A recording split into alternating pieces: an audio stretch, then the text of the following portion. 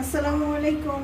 আজকে আমরা চলে এসেছি ঝটপট একটি বিকেলের নাস্তার রেসিপি নিয়ে। আজকে আমরা রান্না করব থাই নুডলস। নর্মাল বাসার নুডলসগুলো দিয়ে কীভাবে আপনারা থাই নুডলস রান্না করে আপনার ছোট বাচ্চা বা বাসার প্রিয়জনদেরকে খাওয়াতে পারেন, সেই রেসিপিটাই আজকে এখানে দেখতে পাবেন। চলেন শুরু করি। আমি প্রথমে প্যানে দিয়ে দিয়েছি তেল। তেলের মধ্যে আমি একে একে দিয়ে দেব টমেটো কাটা। টমেটোটা আমি ফ্রোজিং করা টমেটো নিয়েছি দেখে খুব চিকন চিকন করে কেটে ফেলেছি।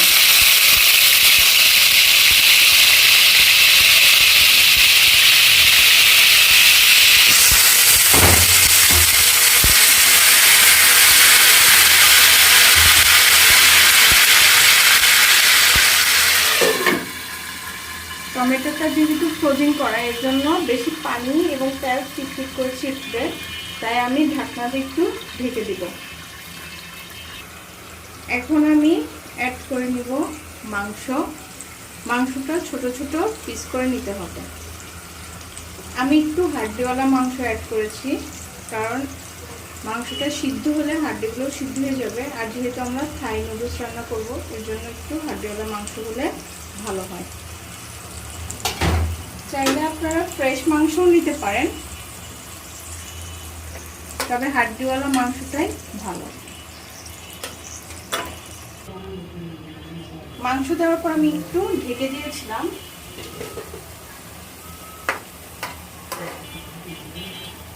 একটু নাড়াচাড়া করে আমি এখানে দিয়ে দিব অন্য সব উপকরণ। আমি এখানে পেঁয়াজ কুচি করে রেখেছি একটা, সেটা অ্যাড করে দিব।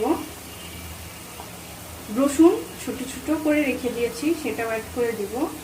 অ্যাড করে দিব চিকন করে কাটা অল্প একটু পরিমাণে আদা। সাথে অ্যাড করে দিব মরিচ, একটু ঝাল ঝাল হবে, এর জন্য কাটা মরিচের পরিমাণটা বেশি দিয়ে দেব। যেহেতু আমরা লবণ অ্যাড করব না এক্সট্রা করে, এর জন্য আমি এইখানে 3টা নুডলস মশলা রেখে দিয়েছিলাম, তার কিছুটা পরিমাণ আমি দিয়ে দিব।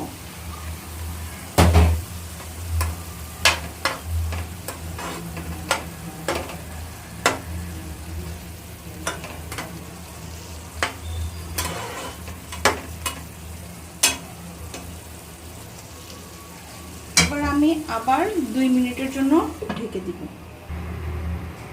2 মিনিট পরে আবার আমরা চলে এলাম। এখন অ্যাড করব পেঁয়াজ, যেটা একটু বড় বড় করে আমি কেটে রেখেছি। এটা হালকা সিদ্ধ হলে মুখে খাওয়ার সময় মুখে লাগবে অনেক মজা।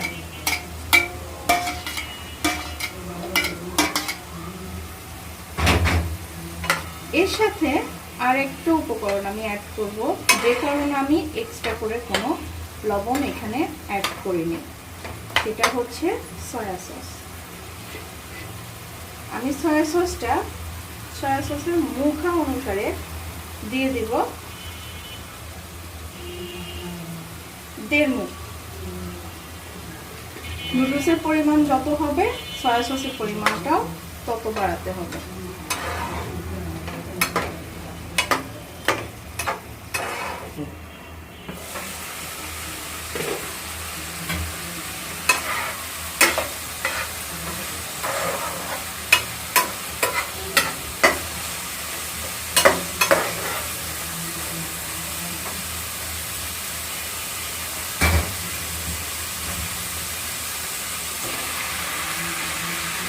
আগে থেকে আমি নুডলস সিদ্ধ করে ঠান্ডা পানিতে ধুয়ে রেখে দিয়েছিলাম, সেটা দিয়ে দিচ্ছি। এখানে আমি নিয়েছি 2টা ছোট সাইজের প্যাকেটের noodles, mister noodles, are popular নুডলসের হাফ।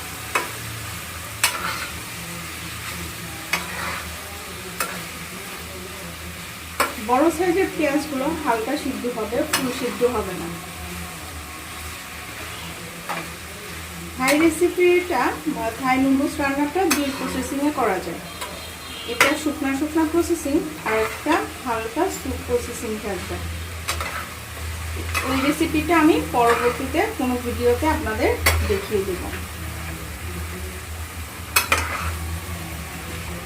এখন হালকা নাড়াচাড়ার পরে বাকি যে মশলাটা আছে নুডলসের সেটা অ্যাড করে দিব। মোটামুটি আমার রান্না শেষের দিকে, বাকিটুকু নুডলসের মশলা অ্যাড করে দেওয়ার পরে সার্ভ করার অংশটুকু আপনাদেরকে আমি দেখিয়ে দেব। তবে তার আগে একটু বলে রাখি, অবশ্যই আমার সুন্দর সুন্দর মজাদার রান্নাগুলো দেখতে হলে এবং পেতে চাইলে আমার চ্যানেলটা সাবস্ক্রাইব করে নিতে হবে। এখন আমি অ্যাড করে দিচ্ছি বাকি নুডলস মশলাগুলো। এটা অ্যাড করার পরে হালকা একটু নেড়ে দিলে, ঢেকে দিলে হয়ে যাবে আমাদের আজকে মজাদার থাই নুডলস।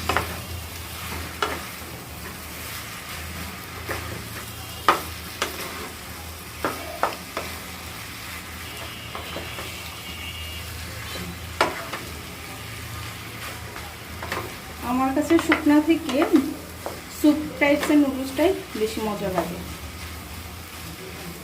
কিন্তু ওই যে অন্য সবার পছন্দ এটা, সেই জন্য আমি এটাই রান্না করছি। ওকে, আমার নুডলসটা হয়ে গেছে। এবার আমি 1 মিনিটের মতো ঢেকে দিব, তারপরে সার্ভ করব। দেখুন আমার নুডলসটা হয়ে গেছে।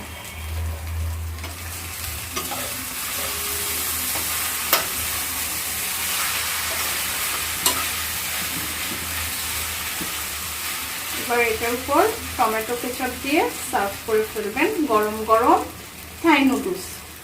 কেমন লাগছে সবাই কমেন্টস করে অবশ্যই জানাবেন। আল্লাহ হাফেজ।